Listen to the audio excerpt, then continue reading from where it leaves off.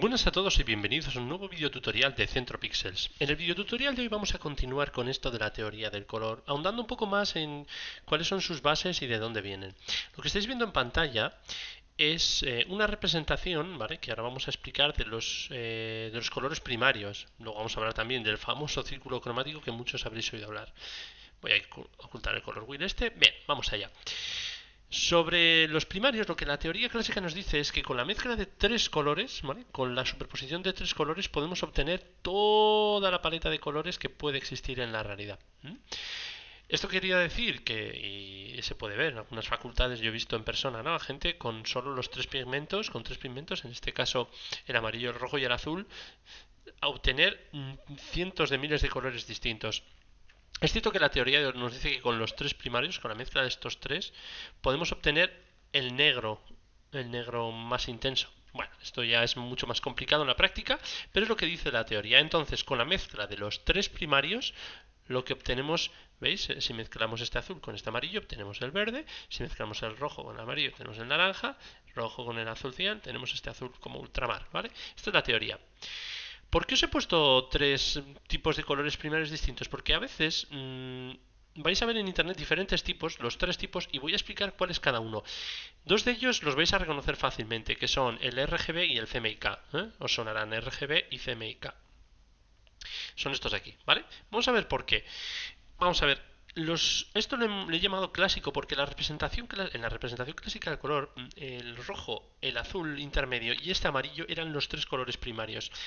Con el paso de los años y con la técnica, y sobre todo con las técnicas de impresión, la imprenta y las precisiones, este modelo se ha desestimado. Ya no es el que se usa, al menos en precisión cromática. ¿Vale? Y ahora en modelos de impresión vamos a utilizar en sustitución estos tres primarios. ¿Vale? Son similares, pero ya veis que no son los mismos. Para empezar, este azul medio pasa a ser un azul cian. Este es un amarillo más amarillo limón, claro. Este es un amarillo cadmio medio. Esto de aquí es un magenta y esto es un rojo cadmio medio, más o menos. ¿Vale? Entonces, cuando veis esta diferencia, digáis, pero ¿y este tercero de dónde sale? Bueno, viene de aquí. Esta es la consideración clásica que se hacía de cuáles eran los tres primarios, mientras que esta es la que hoy en día se utiliza para códigos de impresión. Entonces, hoy día normalmente para lo que es precisión cromática pura y dura se van a mirar estos dos modelos. Uno de ellos, esto es para el espectro digital, ¿vale?, que tiene que ver con es la mezcla que se llama aditiva.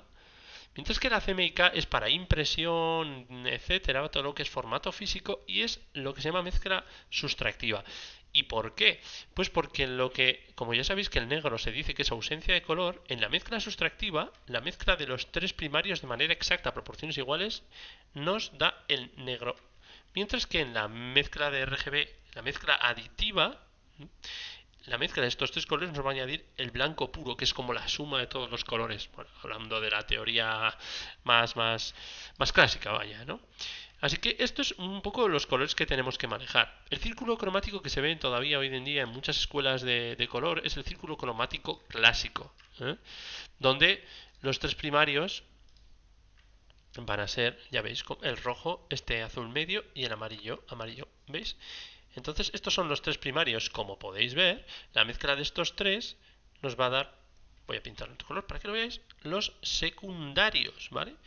Primarios y secundarios, ¿vale? Entonces, con la mezcla de los primarios obtenemos estos intermedios que son sus secundarios, ¿veis? Pues azul rojo es este violeta, el azul medio y el amarillo nos da el verde, y etcétera. Y la mezcla de estos, tanto primarios como secundarios entre ellos, ya nos da la fiesta, ¿no? Los terciarios y todo el resto de colores. Y así seguimos creando nuevas gamas de colores. ¿Vale? Esto es un poco la base que se explica siempre de teoría del color, que creemos que es importante que manejéis estos datos, ¿no? Entonces, como os decía, cuando vayamos a mirar cosas que se van a utilizar para impresión, sabemos que nos referimos al color CMYK, mientras que cuando vamos a trabajar, sobre todo en digital, hay que tener cuidado porque tenemos que pensar no en qué, sino en para qué, ¿vale? Esto quiere decir que si nosotros vamos a trabajar para un videojuego, o sea, la imagen que nosotros estamos creando va a ir para un videojuego, tenemos que mirar que esto va a representarse en modo RGB, en pantallas digitales. Eso quiere decir que cuando trabajemos nuestro archivo tendremos que trabajar en RGB. De la misma manera, cuando nosotros vayamos a imprimir un archivo, sabemos que va a ser una ilustración, que va a ser para cartelería, tenemos que saber que el para qué va a ser para impresión, con lo cual tenemos que trabajar en modo CMYK. Y alguno me preguntará, ¿por qué esto es importante? Ya lo veremos en el próximo capítulo, cómo estas variaciones afectan, pero no hay nada más terrible para un ilustrador que haber empezado una ilustración en RGB, terminó, y de repente a medio camino darse cuenta, ay, pero si yo la quiero imprimir. Y entonces al cambiar el modo de color a CMYK, van a perderse colores. ¿Por qué pasa eso? Pues os lo explico. Básicamente, el color digital, imaginaos que esto es el círculo perfecto de representación de color. Pensad que los colores al final es una manera en que el ser humano representa lo que está viendo, cómo ve él los pigmentos según la reflexión de luz, bueno, hay un montón de... que no nos vamos a enrollar demasiado con eso. Si esto es el espectro del 100% de los colores, digamos que el CMYK se moverá por aquí, bueno, vamos a hacer un triángulo algo más decente, mientras que el RGB representa mayor riqueza cromática, ¿veis? Esto es un dibujo, es una aproximación, no es así, pero es para que os hagáis una idea. ¿Esto qué quiere decir? Que si yo estoy trabajando en una imagen que tengo toda esta representación cromática y de repente digo, iba, no, si va a ser para impresión, la cambio a este modo, toda esta información la voy a perder. Y diréis, bueno, da igual si total, ya, pero lo que en nuestra ilustración era importante que un rojo tuviera estas calidades, no nos estamos dando cuenta de que al final va a llevar estas, si cambiamos el modo de representación de color, ¿vale?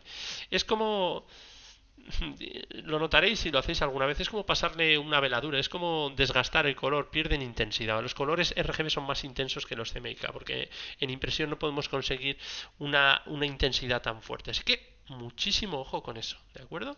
Es importantísimo. Y esto le ha pasado a muchos ilustradores que conozco y por favor les recomendamos que tengáis vigilado. ¿Para qué va a ir? ¿Para un videojuego? ¿Para web? ¿Para tal? RGB. ¿Va a ir para impresión? CMYK. Ya hablaremos en el siguiente capítulo de cosas como los perfiles de color de Photoshop, el Adobe RGB, el sRGB para web. Bueno, ya hablaremos, ¿vale? Pero bueno, esto es un poco el básico. Como hemos dicho, de aquí sacamos nuestro círculo cromático y hemos sacado primarios y secundarios y cómo obtenemos los colores. ¿Qué más cosas importantes tenéis que saber sobre la teoría básica del color? Bueno, básicamente lo que podemos ver es que cuando enfrentamos dos colores, ¿veis? Esto de aquí se llama complementarios. Son colores complementarios. Todo color enfrentado en el círculo cromático, este frente a este, quiere decir que son complementarios. Me preguntaréis, ¿y eso para qué me afecta? Pues por ejemplo, en el mundo de la ilustración, esto ya lo veíamos un poco en el anterior video tutorial sobre teoría del color, pero ahora lo vais a ver más en vivo y en directo. Imaginaos que yo estoy haciendo una imagen, ¿vale? De tonos más fríos, con lo que sea. En el momento en el que yo quiero dirigir la vista del espectador hacia una zona, no tengo más que de repente añadir un contraste de complementarios, fijaos.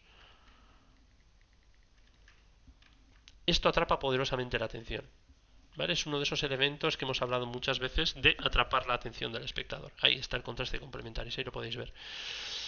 ¿Qué más cosas podemos tener en cuenta? Bueno, pues podemos tener en cuenta lo que se conoce como las tríadas de color. ¿Qué son las tríadas de color? Fijaos, esto es una tríada, lo que forma una especie de triángulo, ¿veis? Tac, tac, tac. ¿Para qué nos sirve una tríada de color? Voy a hacer otra, ¿no? Un poco así. Las que están separadas en sí como por unos vértices de un triángulo. Las tríadas de color se utilizan, por ejemplo, en videojuegos, cuando diseñan un personaje, cuando diseñan, bueno, sobre todo aquellos videojuegos en cuyos personajes, tropas, enemigos, lo que fuese, no se van a ver con toda la definición, pues porque hay muchas unidades en pantalla, necesitas que el jugador identifique una criatura de un vistazo automático. Entonces, ¿cómo consigo yo ese efecto? ¿Cómo consigo que yo entienda a un jugador que, por ejemplo, está viendo una tropa de ejércitos de demonios, ¿vale? Por ejemplo, si pone un ejemplo, sin que identifique del todo las formas. Pues porque lo que hago, lo que lo suelen hacer los directores de arte, es utilizar una tríada de colores en la que englobar toda esa civilización. Por ejemplo, demonios, ¿vale? Voy a utilizar esta tríada. Vamos a asignar, perdón, esta de aquí, vamos a, bueno, vaya, de hecho voy a utilizar está aquí.